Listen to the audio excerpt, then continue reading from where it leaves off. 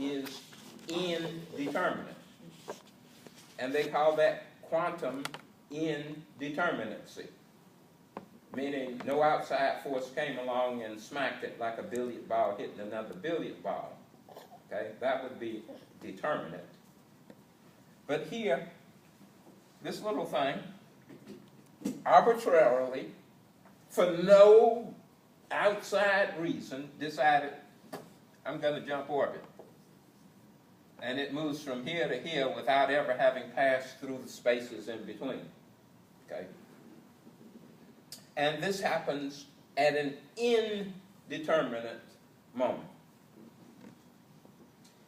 Now, keep in mind, we've already been over this, that scientists, by and large, are atheists. Okay. And the most popular form of scientific atheism is called materialism. And according to materialism, everything that's real is reducible to insentient, dead matter.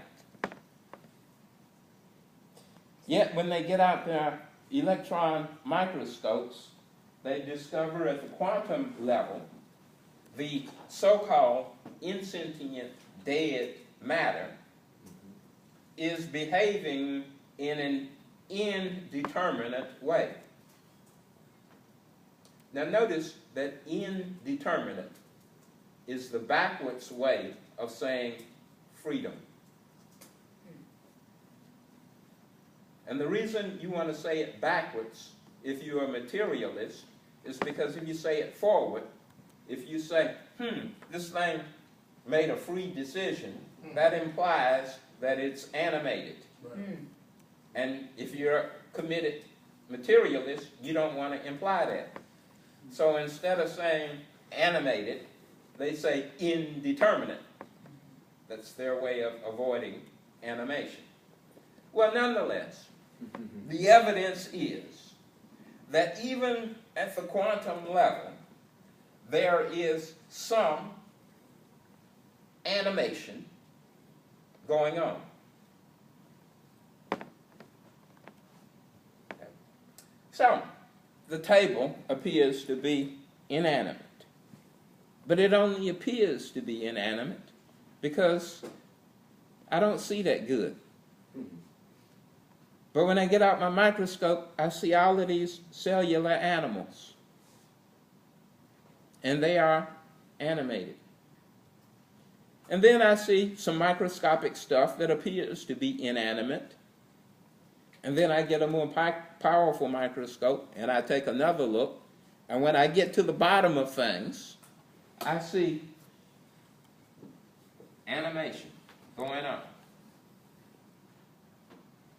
So, the inanimate collections of stuff is made of animated particles.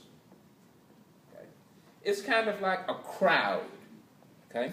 That is, if you take 500 living beings and squish them up in a space, you have a crowd of people.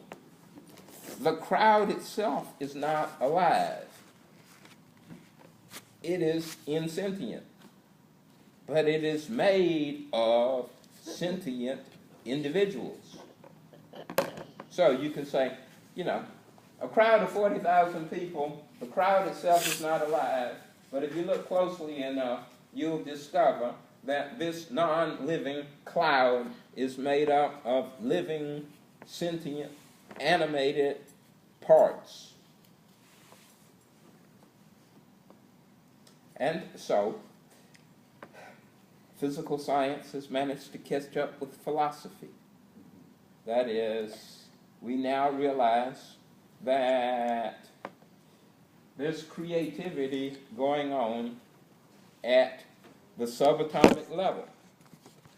There's creativity going on at the cellular level.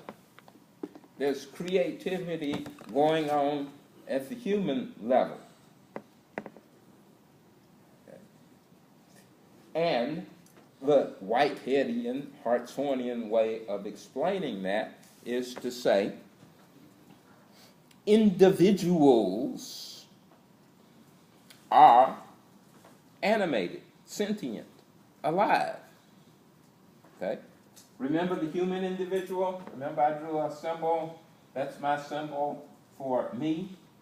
I am a human individual, and by individual, I mean not divided. Okay. If you divide me in half, I'm no longer an individual, right?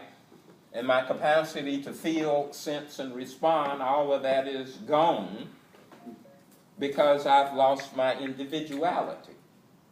But for as long as I'm not divided, for as long as I am a united individual, then I'm capable of feeling sensation, animation, creativity. Okay. So, individuals are alive. Your non-individuals are not. Now, it happens that this individual that I call me is made up of millions and billions and perhaps trillions, I don't know, of cellular individuals. And each of those cellular individuals is a living creature. It is animated, it feels, it responds in indeterminate ways. Okay. It has a measure of freedom. So, you have an individual that is made of individuals.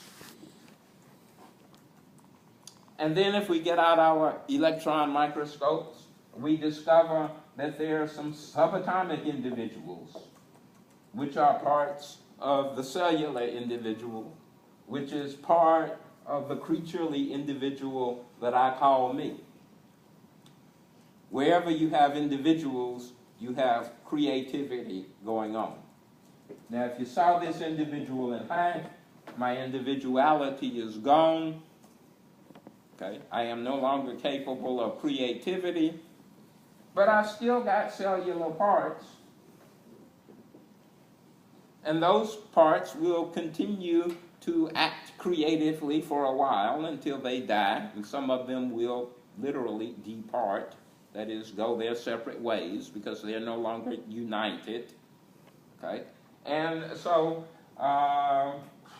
eventually, the cellular individuality will be lost, or, to get flushed down the toilet, and, who knows. But for so long as the individuality lasts, you are dealing with animation and creativity. In other words, individuality and animation, or individuality and creativity, go together. Okay? So as long as I'm an individual, I'm a creature acting creatively.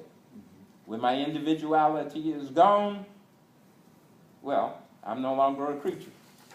I'm just a collection of cellular parts. The same applies to the cellular individuals. For as long as they're individuals, they are creatures. When their individuality is lost, well, they're no longer creatures, but then there are those subatomic individuals. Okay? And the same applies. For as long as their individuality is intact, then they are involved in a creative process. Ms. McAdoo. Freedom McAdoo speaking. This is the time when we had that conversation, I think sometime last week, about the individuality